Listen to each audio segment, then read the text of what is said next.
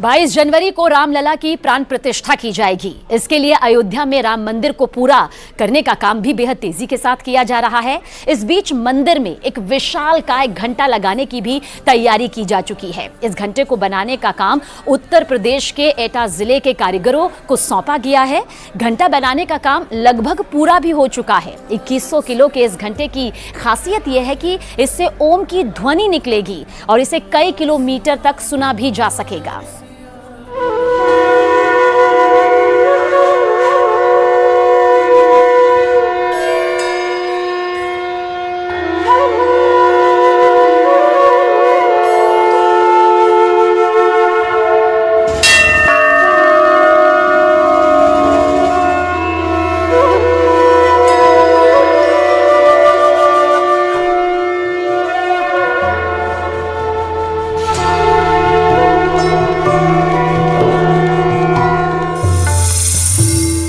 राम मंदिर में लगेगा 2100 किलो का घंटा।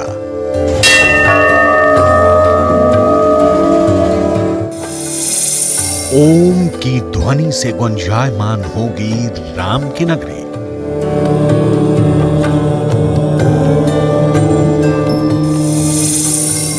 मीलों तक गूंजेगा भव्य मंदिर में लगने वाला विशाल काय घंटा।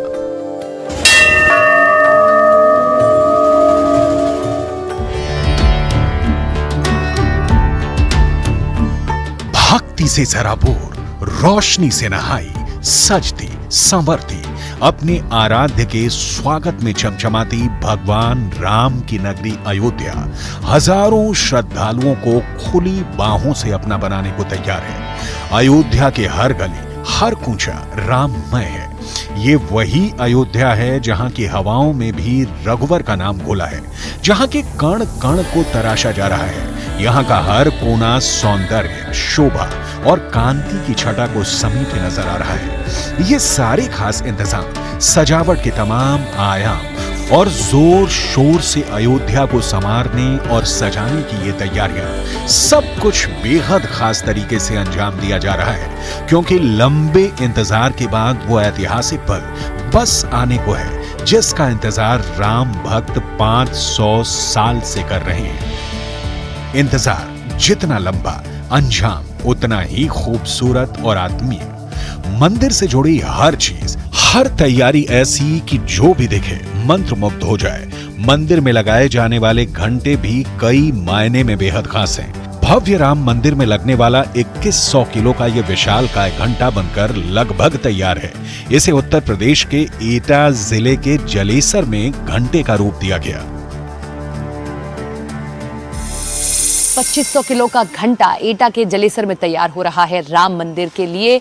जो वहां का परिवार है, जो सालों से इस बिजनेस को करता आया है, वो घंटा बनाने जा रहा है। 2500 किलो का यह घंटा है, लगभग तैयार हो चुका है, जो कि राम मंदिर में लगाया जाएगा। एटा का जलेसर यूं तो घंटों के लिए मशहूर है, यहाँ बड़े बड़े कारखाने हैं घंटे के, लेकिन ये बड़ा खास होगा कि इतना बड़ा घंटा एटा से बनकर जाएगा और राम मंदिर में लगेगा, क्योंकि राम मंदिर खुद में बहुत भव्य है, तो इतना बड़ा घंटा लगना स्वाभाविक है।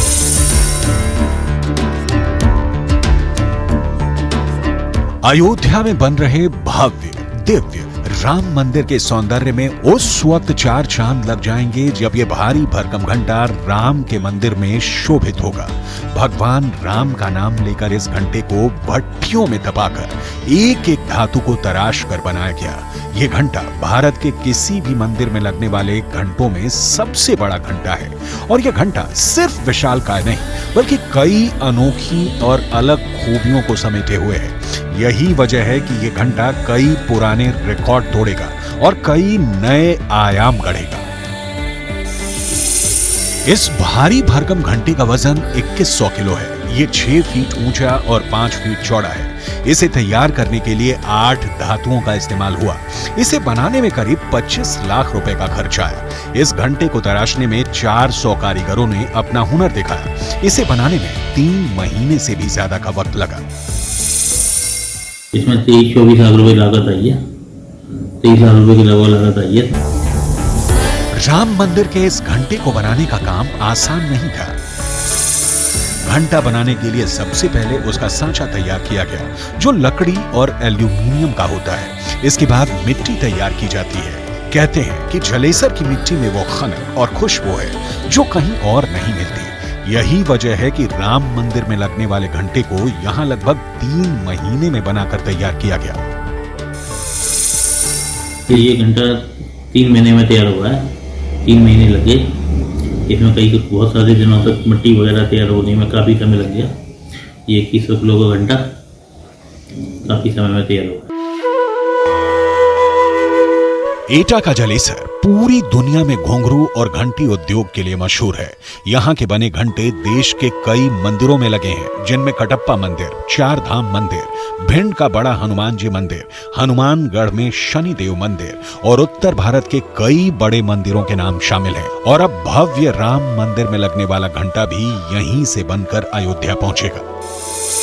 फाउंडेशन वगैरह बनकर तैयार हो गया और सारा कुछ की से बात हो गई है। जो वहाँ के संपत राय जी हैं, उन्होंने हमको दे दिया है दिसंबर के माह में। ये हमारे 15-16 दिसंबर के लगभग चला जाना चाहिए।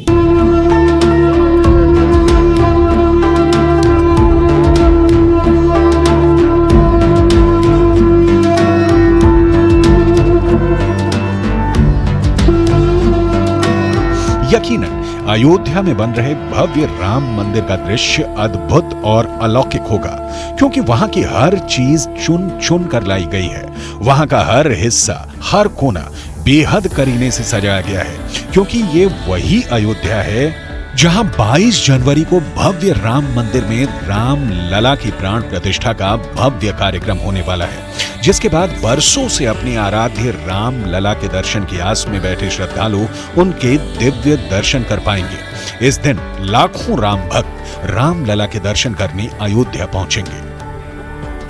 अयोध्या में 22 जनवरी को होने वाले प्राण प्रतिष्ठा कार्यक्रम को भव्य बनाने के लिए उत्तर प्रदेश की योगी आदित्यनाथ सरकार हर संभव कोशिश में जुटी है। योगी सरकार के पर्यटन विभाग ने फैसला लिया कि मकर संक्रांति से लेकर 22 जनवरी तक अयोध्या से लेकर उत्तर प्रदेश के हर प्रतिष्ठित मंदिर में अखंड रामायण और हनुमान चालीसा का पाठ कराया जाए, ताकि 22 जनवरी को होने वाले प्राण प्रतिष्ठा महोत्सव तक लोग राम की भक्ति से सराबोर हो जाएं।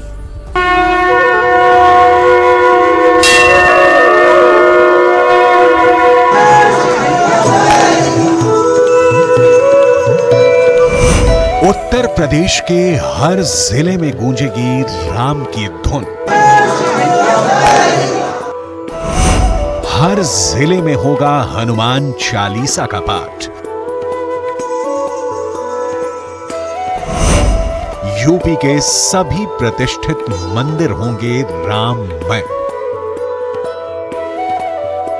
22 जनवरी को जब अयोध्या में राम लला की प्राण प्रतिष्ठा के उत्सव की तैयारी जोरों शोरों से शुरू हो चुकी है, और इस प्राण प्रतिष्ठा के मौके पर अयोध्या के सभी मंदिरों समेत उत्तर प्रदेश के सभी मंदिर राम की धुन से गूंज उठेंगे।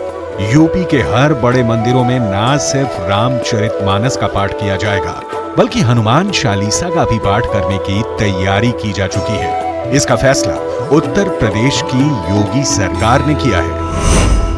राम मंदिर बन रहा है, इसकी खुशी सिर्फ अयोध्या में नहीं है, बल्कि प्रदेश भर में, देश भर में इसकी खुशी है।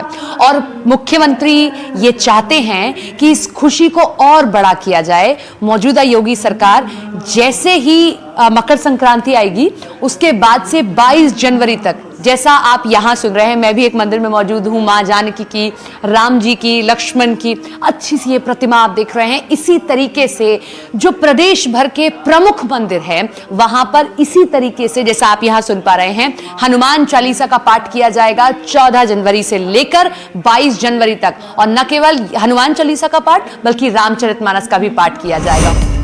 उत्तर प्रदेश की योगी आदित्यनाथ की सरकार के इस फैसले के मुताबिक प्रदेश के सभी जिलों के प्रतिष्ठित मंदिरों के आंगन में मकर संक्रांति यानी 14 जनवरी से 22 जनवरी प्राण प्रतिष्ठा तक माहौल राममय किया जाएगा। इसके तहत इन मंदिरों में हनुमान चालीसा और रामचरितमानस का पाठ होगा। अभी पिछले हफ्ते भी ये कार्यक्रम हुआ था, पाठ हुए थे अयोध्या में।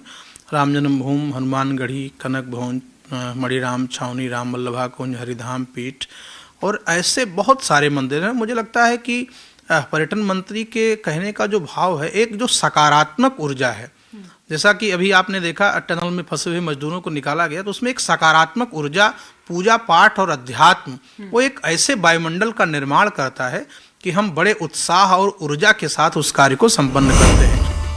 अयोध्या से लेकर यूपी के सभी प्रतिष्ठित मंदिरों में अखंड रामायण और हनुमान चालीसा के पाठ की सारी तैयारी उत्तर प्रदेश के पर्यटन विभाग की तरफ से की जा रही है।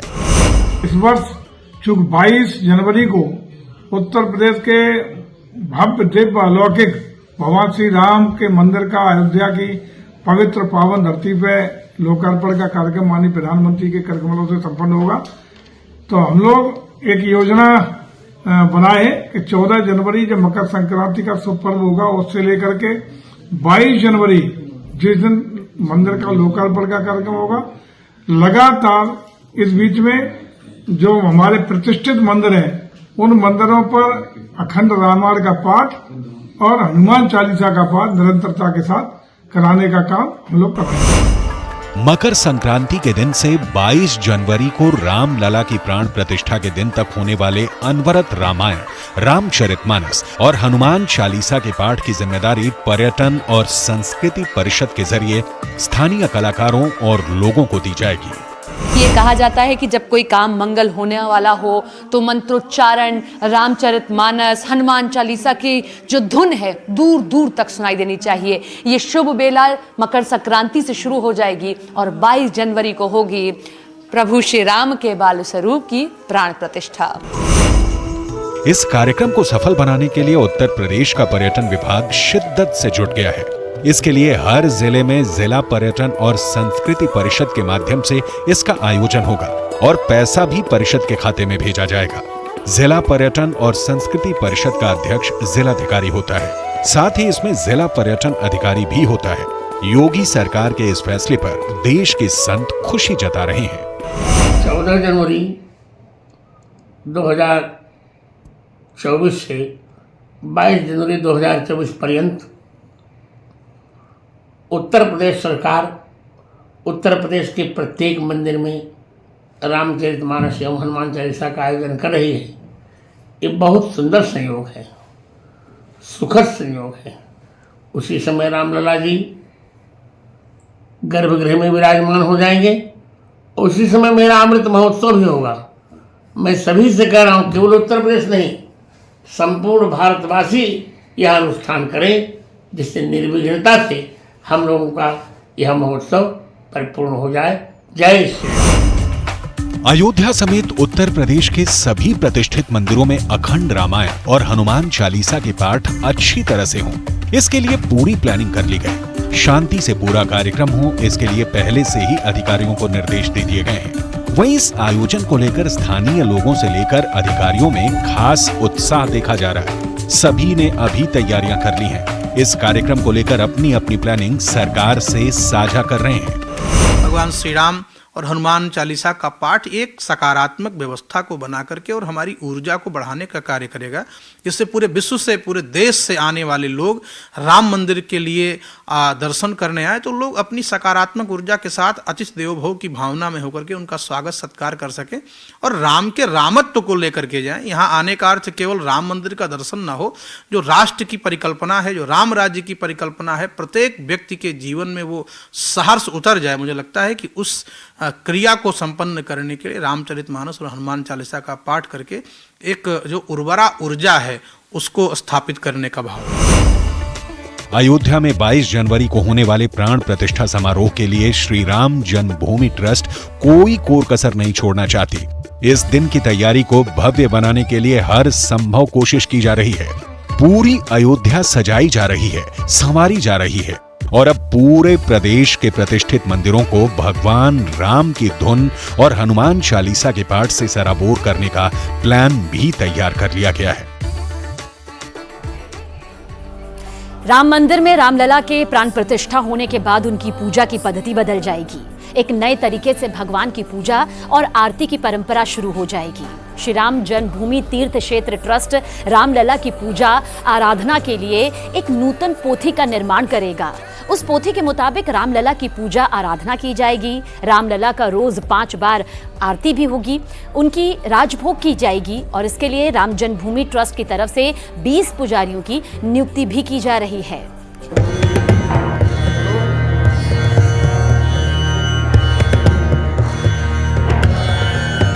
22 जनवरी वो ऐतिहासिक तिथि जब 500 वर्ष का लंबा इंतजार खत्म होगा।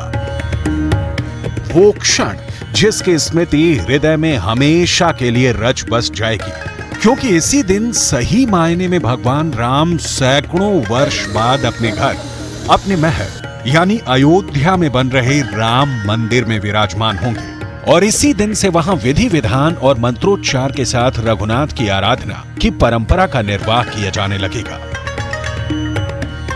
वैष्णव में 2 भाग हैं। इसमें जैसे राम हैं और कृष्ण हैं। कृष्ण का भी पद्धति पूजा अलग है, विष्णु और लक्ष्मी की पूजा अलग है, राम की पूजा अलग है। उसी प्रकार से शैव की पूजा, देवी की पूजा और उन संप्रदाय के लोग उसी ढंग से पूजा करते हैं। तो राम है रामानंदी संप्रदाय के अनुसार ये भगवान श्री राम लला की पूजा होती आई है सभी मंदिरों में एक प्रकार से। और उसी प्रकार से जब रामलला वहाँ भव्य मंदिर में विराजमान हो जाएंगे तब भी उसी पद्धति से पूजा होगी जो रामानंदी संप्रदाय की परंपरा के अनुसार चली आ रही है। अयोध्या में बन रहे भव्य राम मंदिर में एक तरफ प्राण प्रतिष्ठा की तैयारियां जोरों पर हैं, तो वहीं रामलला के गर्भगृह में विराजमान होने के बाद उनकी पूजा राम नंदीय परंपरा से की जाएगी। रामलला की विधिवत पूजा के साथ साथ आरती और भोग लगाने के लिए प्रशिक्षित पुजारी को वहां नियुक्त किया जाएगा।